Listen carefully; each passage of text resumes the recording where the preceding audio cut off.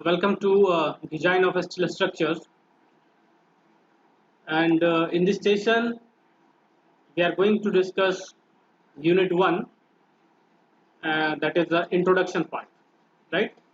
And in this lecture, we shall be discussing about what is steel structures, what is design of steel structures, and what are the various types of steel sections available for designing steel structures. तो ये overall हमारा इस session जो है उसका सारांश है जो कि हम लोग देखेंगे, ठीक। सो फर्स्ट थिंग, आप देख पा रहे हैं स्क्रीन को, right? Yes sir. Good good.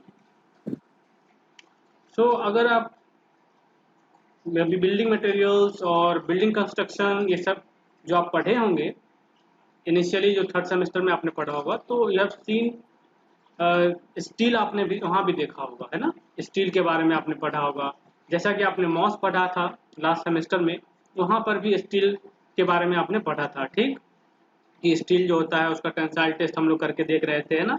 उसका हम लोग स्ट्रेंथ निकाल के देख रहे थे। तो बहुत सारे प्रॉपर्टीज को हम लोग लैबोरेटरी में जाके टेस्ट करके और पता कर लेते थे कि ये स्टील कैसा है, डक्टिलिटी उसका कैसा है, ठीक है। तो ये चीज़ें हम लोग निकाल सकते थे और ये आप सीख चुके होंगे मुझे लगता है, क्योंकि लास्ट टाइम हम लोगों ने प्रैक्टिकल जो है फिजिकली किया था टेंसाइल टेस्ट का, तो आपको आइडिया होगा, है ना। ओके, तो जो स्ट्रक्चरल स्टील है, बेसिकली जब हम स्ट्रक्चरल स्टील की बात करते हैं तो आप सोचेंगे कि स्ट्रक्चरल स्टील ये क्या है। तो दिस इज स्टील ओनली, ये स्टील ही है। मतलब जो जिस स्टील को हम लोग बिल्डिंग कंस्ट्रक्शन या कोई स्ट्रक्चर बनाने के लिए कर रहे हैं उसको हम लोग स्ट्रक्चरल स्टील बोल रहे हैं। इसका दूसरा नाम भी है, उसको हम लोग बोले कंस्ट्रक्शनल स्टील, ठीक है। तो ये सब क्या है, जो आपका स्टील स्ट्रक्चर में यूज होता है स्टील, उसको हम लोग स्ट्रक्चरल स्टील बोल रहे हैं।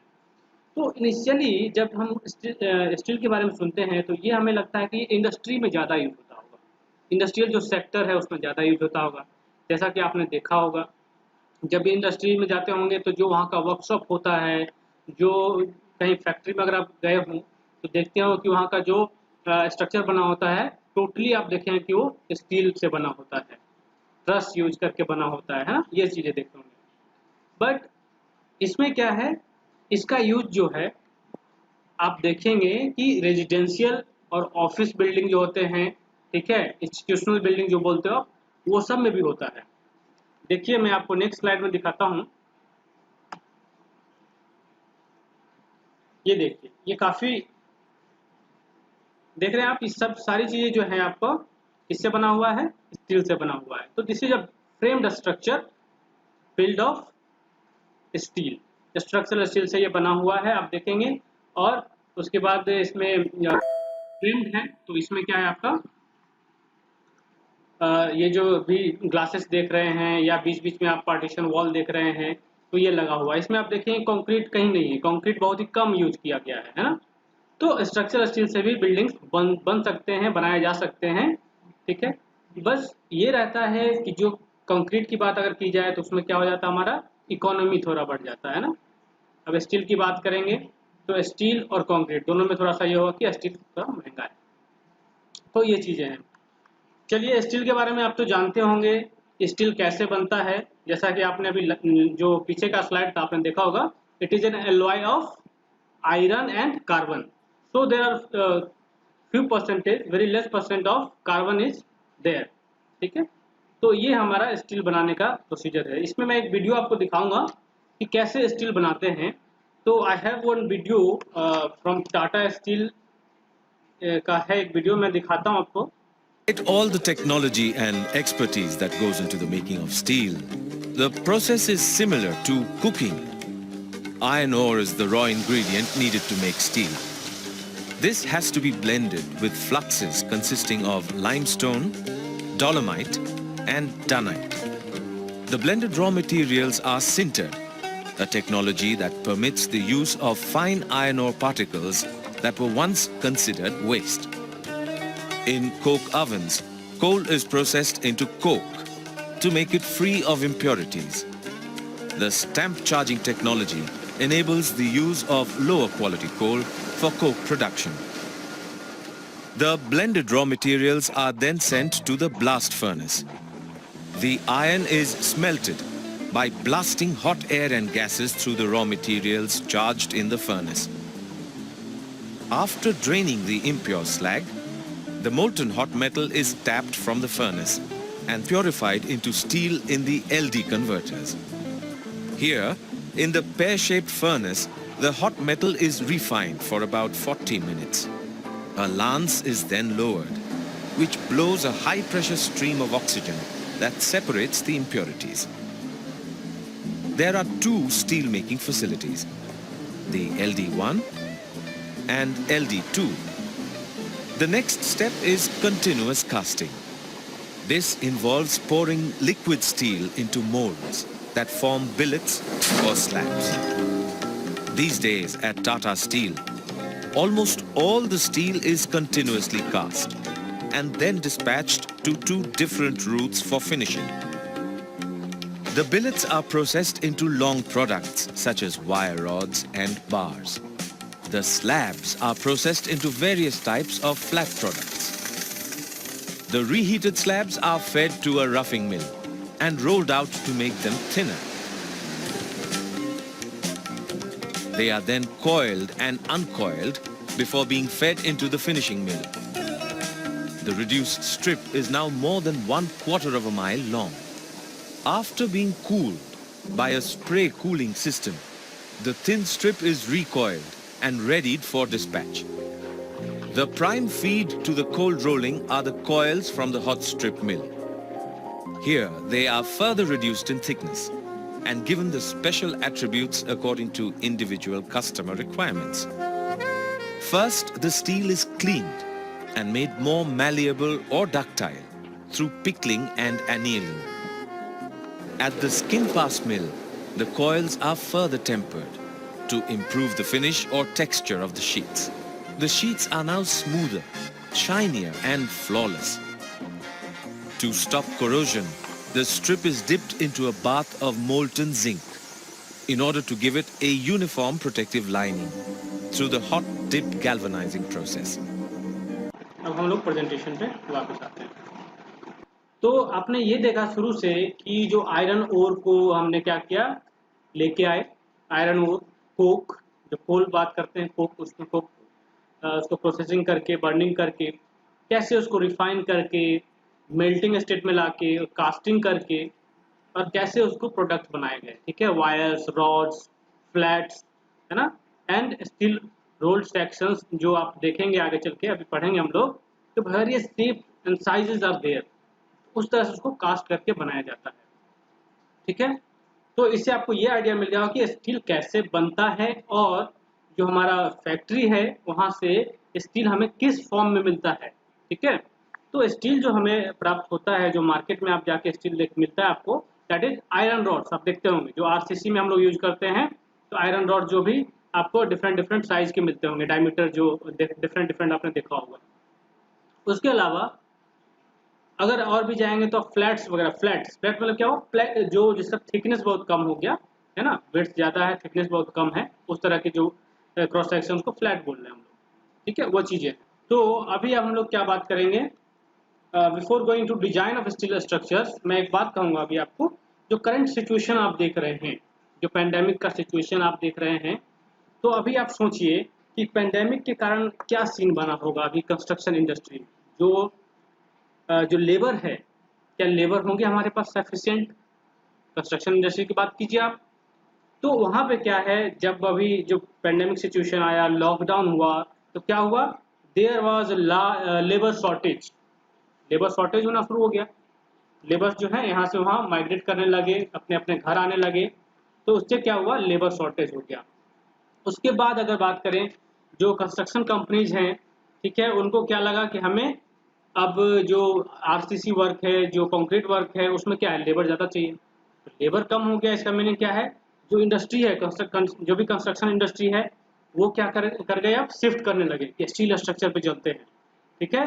तो वो लोग क्या सोच रहे हैं कि रेडीमेड स्टील स्ट्रक्चर्स हमें मिले, मतलब रेडीमेड कहने का मतलब कि जो आपका बिल्डिंग का यूनिट्स होता है, जैसे बीम बोलते हो आप, जैसे कॉलम बोलते हैं, ठीक है, इस तरह का चीज जो है, कि जो यूनिट्स है वो हमको बना बनाया मिल जाए, उस तरह का स्ट्रक्चर हमें मिल जाए, है ना, जो स्ट्रक्चरल यूनिट मिल जाए उसको हम लोग ज्वाइन करेंगे और हमारा बिल्डिंग तैयार हो जाएगा। तो इस तरह की चीजें जो है बढ़ने लग गई, राइट। जैसे आप अभी इंडियन रेलवे की बात करिएगा तो इंडियन रेलवे में तो मोस्टली अगर देखेंगे तो कंक्रीट को रिप्लेस किया जा रहा है, सब चीजें वहां देखिएगा स्टील स्ट्रक्चर का बना हुआ। अगर आप किसी स्टेशन पे चले जाइए, जैसे अभी कटिहार स्टेशन की बात कर ले, आप जाते होंगे, देखते होंगे जो ओवर ब्रिज है, देखते हैं ना वहाँ पे 2-3 ओवर ब्रिज आपको दिख जाता होगा। जो भी वहाँ पे इलेक्ट्रिसिटी के लिए जो भी वायरिंग किया हुआ है, जो भी वहाँ पे पोल देखते होंगे, जितना भी वहाँ पे आप चीजें देख रहे हैं, वो सब किससे बना हुआ है? स्टील स्ट्रक्चर से बना हुआ है, ठीक है। तो स्टील स्ट्रक्चर से बना हुआ है, उसमें आप एक चीज गौर करने की बात यह है कि हम लोग सिर्फ और सिर्फ स्टील सेक्शन की बात नहीं कर रहे हैं, हम लोग स्टील सेक्शन के अलावा हम लोग किसकी बात करेंगे? कनेक्शंस की भी बात करेंगे कि कैसे हम लोग वहाँ पे बोल्टिंग, कैसे रिवेटिंग, कैसे वेल्डिंग कर रहे हैं। So connection is also a part of this designing, right. चलिए, तो इसमें क्या है कि अब जाके क्या हो गया, जो कंस्ट्रक्शन कंपनी है वो क्या चाहते हैं कि हमारा जो कस्टमाइजेबल बिल्डिंग मटेरियल है वो मिल जाए, ताकि हमारा जो हाई राइज बिल्डिंग का कंस्ट्रक्शन हो सके। तो स्टील स्ट्रक्चर का डिमांड अभी काफी बढ़ गया है। हम करंट सिचुएशन की बात कर रहा हूँ मैं, ठीक है, ये चीजें। चलिए, अब हम लोग चलते हैं कि जो स्टील स्ट्रक्चर है इसके डिजाइन में हम लोग को क्या करना है। So it involves planning of structure, proportioning of members of the structure to carry the maximum load in the most economical and considerations for erection of the structure at sites। ठीक है, ये तो डेफिनेशन मैंने पढ़ दिया आपको, लेकिन इसमें क्या मीनिंग क्या है? तो इसमें बेसिकली क्या है कि जो स्ट्रक्चर है उसकी प्लानिंग इसमें आती है। स्टील स्ट्रक्चर हम बनाने जा रहे हैं, उसका प्लानिंग, राइट, कैसे प्लान कर रहे हैं उस चीज को बनाने के लिए हम लोग, ये चीज। तो प्लानिंग, अब स्ट्रक्चर प्लान करने के लिए हमें क्या है, अब हमें प्रायर क्या पता चाहिए, वहां होना चाहिए कि हमें लोड कितना यहाँ पे वियर करना है हमारे स्ट्रक्चर को। तो लोड्स का आपको पता होना चाहिए किस तरह की लोडिंग आने वाली है, ये चीज आने वाली है। तो जब भी डिजाइन की बात करते हैं हम लोग, तो ये आपको जो लोड है वो गिवन रहता है ना। लोड आपको पता रहता है कि इतना लोड आने वाला है, इतना डेड लोड होगा, इतना लाइव लोड होगा। तो इनिशियली हमको लाइव लोड पता होगा कि यस हमारा जो स्ट्रक्चर है उस पे, जैसे हम ब्रिज बनाते हैं, ब्रिज की बात करें तो ब्रिज पे क्या होगा, ब्रिज किसके लिए यूज कर रहे हैं हम लोग? टू ट्रांसपोर्ट कम्युनिकेशन, मतलब यहाँ से वहां जाने के लिए हम लोग यूज कर रहे हैं, तो उसके लिए हम लोग कर रहे हैं। तो उससे हमारा क्या है, लाइव लोड का पता चल जाएगा कि इस पे लाइव लोड जाएगा, ठीक है। ब्रिज पे अगर मानिए आपको जैसे गाड़ी चलेगी, गाड़ी का लाइव लोड और ये चीज, तो वो सब क्या है आपको प्रायर पता चल जाता है कि हमारा लोड कितना आने वाला है, ठीक है। तो ये आप अंडरस्टूड हो जाएगा कि हमें लोड गिवन है। मतलब स्टील स्ट्रक्चर में अगर आप आगे चल के डिजाइन का क्वेश्चन जब बनाएगा तो आपको लोड गिवन रहेगा, ठीक है। लोड गिवन रहेगा, डेड लोड दिया रहेगा, लाइव लोड दिया रहेगा, राइट। दोनों को कंबाइन कर लें, हमारा टोटल लोड आ गया। उसके अलावा भी डिफरेंट लोडिंग्स होते हैं, उसके बारे में बताऊंगा अभी आगे चल के, ठीक है। तो ये तो हो गई प्लानिंग। और प्रोपोर्शनिंग ऑफ मेंबर्स का मीनिंग क्या हो गया कि हम लोगों को किस तरह का सेक्शन यूज करना है, राइट। और तो सेक्शन को यूज करना है, प्लस उसमें हम लोग को और क्या क्या बिल्टअप सेक्शन यूज करें या क्या उसमें एडिशन करना है, ये सारी चीजें आती हैं। अब मान लीजिए हमारे पास लोड बहुत ज़्यादा है, ठीक है। लोड अगर बहुत ज़्यादा हो जाएगा तो हमें क्या चाहिए, हमारा जो जो क्रॉस सेक्शन है, ठीक है, जो हमारा जिसको हम सेक्शन मतलब जो हमारा क्रॉस सेक्शन किसका है, स्टील का मेंबर का, जो आप चूज कर रहे हैं, जैसे आई सेक्शन बोल रहे हैं, चैनल सेक्शन बोल रहे हैं, ठीक है। तो उसका हमारा एरिया बढ़ाना पड़ेगा, क्रॉस सेक्शन एरिया बढ़ाना पड़ेगा।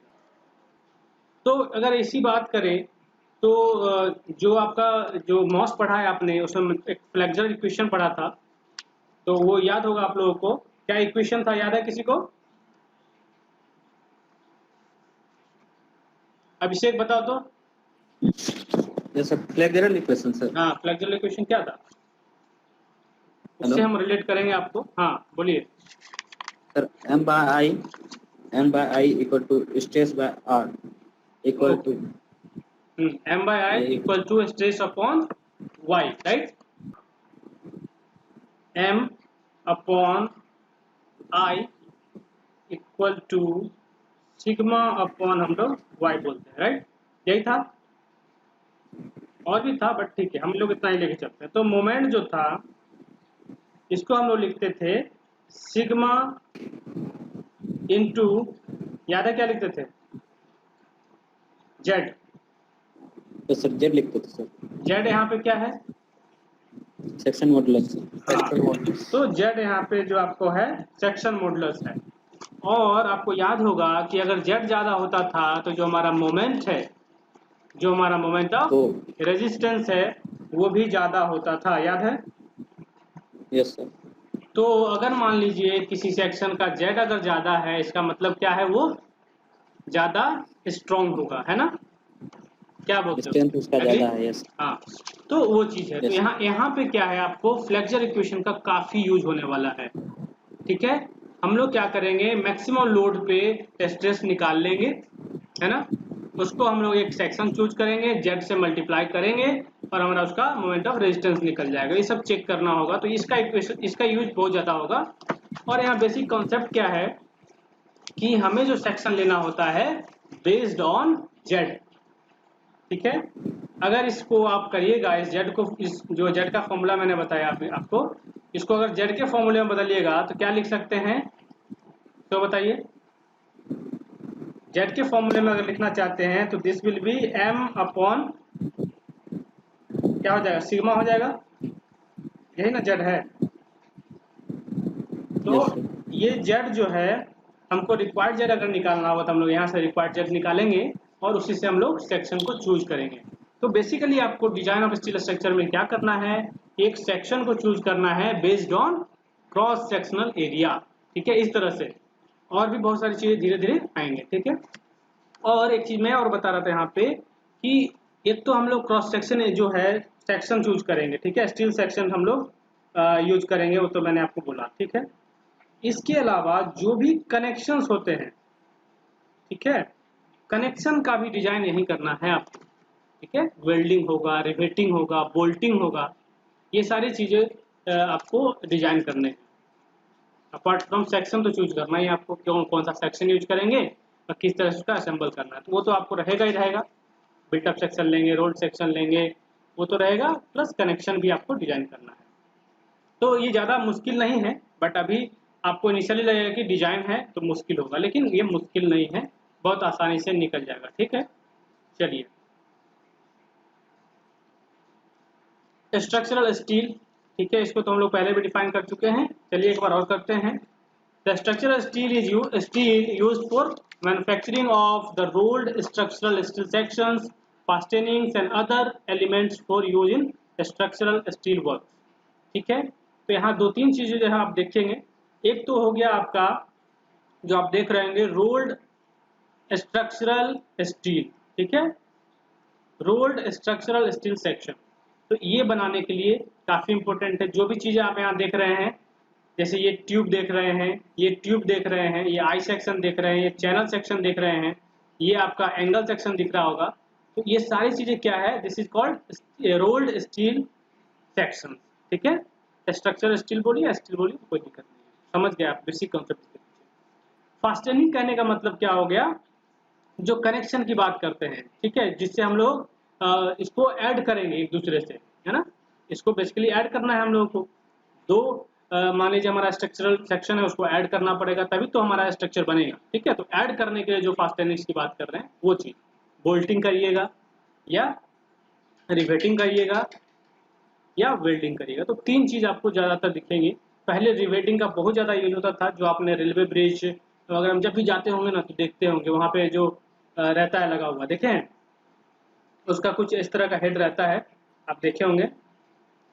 ये जो हो गया इस तरह से देखिएगा, नीचे ऐसे यस रहता सर, है ना, ऐसे करके रहता है।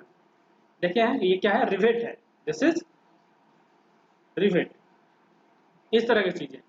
अब मान लीजिए रिवेट है, अभी इसमें क्या है, ये रिवेट कनेक्शन का होगा तो इस तरह से उसमें रिवेटिंग किया हुआ होगा, अदरवाइज वेल्डिंग होगा या बोल्टिंग होगा, वो सब चीजें। ठीक है, तो ये हो गया स्ट्रक्चरल स्टील। ठीक है, चलिए इसको हम लोग, अभी आप देख पा रहे होंगे ये सब क्या है, रोल्ड स्टील सेक्शंस हैं, दिखा आपको? ये जो है अलग अलग शेप एंड साइज में जो चीजें देख रहे हैं, ये क्या है, रोल्ड स्टील सेक्शंस दिख रहे होंगे, रोल्ड बीम दिख रहा है, रोल्ड बीम। अब देखिए बीम तो बाद में बना, but that is the rolled I section. जो पहला वाला आपको दिख रहा है ये क्या है आपको, ठीक है, ये आपका आई सेक्शन है, पहले रोल्ड होने से पहले ये आई सेक्शन है। इसके बाद इसको बोलिए, इसको सी बोलते हैं या चैनल सेक्शन बोलते हैं, ये चैनल सेक्शन है। ये हॉरो रेक्टेंगुलर सेक्शन हो गया। इस तरह से सेक्शन जो भी हैं ये बेसिकली नेम कैसे इसको बनाया गया है, तो basically depending on the cross section, जो शेप है इसका। So we can say steel sections are named according to the cross section shape, ठीक है। क्रॉस सेक्शंस के बारे में जो आप देख रहे हैं, इसका जैसा क्रॉस सेक्शन होगा उस तरह इसको नाम दे दिया गया है। आई की तरह लग रहा है तो आई दे दिया गया है, ठीक है। चैनल सेक्शन दे दिया गया है, ये सी की तरह लग रहा है, इसको सी भी बोलते हैं, सी सेक्शन बोल सकते हैं। ट्यूब दिख रहा होगा आपको, तो इस तरह से ये देखिए, ये एंगल सेक्शन आपको दिख रहा होगा, ठीक है। ये टी देखिए, टी सेक्शन। तो इस तरह की चीजें हैं। और बाकी और भी चीजें जो यहाँ देख पा रहे होंगे वो क्या है, जो मैं इसके नीचे आप देख रहे होंगे, जो इसके नीचे आप देख रहे हैं ये वाली चीजें, ये सब क्या है आपको बताइए। ये आपका है बिल्ट अप सेक्शन इसको बोलेंगे, क्योंकि इसमें क्या है, दो मेंबर को ऐड करके, दो रोल्ड सेक्शन को ऐड करके बनाया गया है, 2 3 4, ठीक है, मोर देन 2, ठीक है, मोर देन 1 बोल सकते हैं। मोर देन 1 अगर ऐड कर दिया तो हो गया बिल्ट अप सेक्शन। तो ये सारी चीजें जो आप देख रहे हैं, this is the built up section. Built up section ये आई सेक्शन बनाया है, बिल्ट अप बना हुआ है, वेल्डिंग करके बना दिया गया है, ठीक है, इस तरह से। तो इसका भी यूज होगा। तो अभी हम लोग इसको और डिटेल में पढ़ेंगे, रोल्ड स्टील सेक्शन के बारे में, कैसे कैसे इसको अलग अलग शेप साइज में, शेप में जो डेजिग्नेशन है उसका हम लोग देखेंगे as per the Indian standard code. Okay, तो ये चीजें हम लोग अभी आगे देखेंगे, वो नेक्स्ट सेशन में देखेंगे। तो अभी हमारा जो इंट्रोडक्शन पार्ट था उसमें आपको समझना ये था कि डिजाइन ऑफ स्टील स्ट्रक्चर में हमें अलग करना क्या है।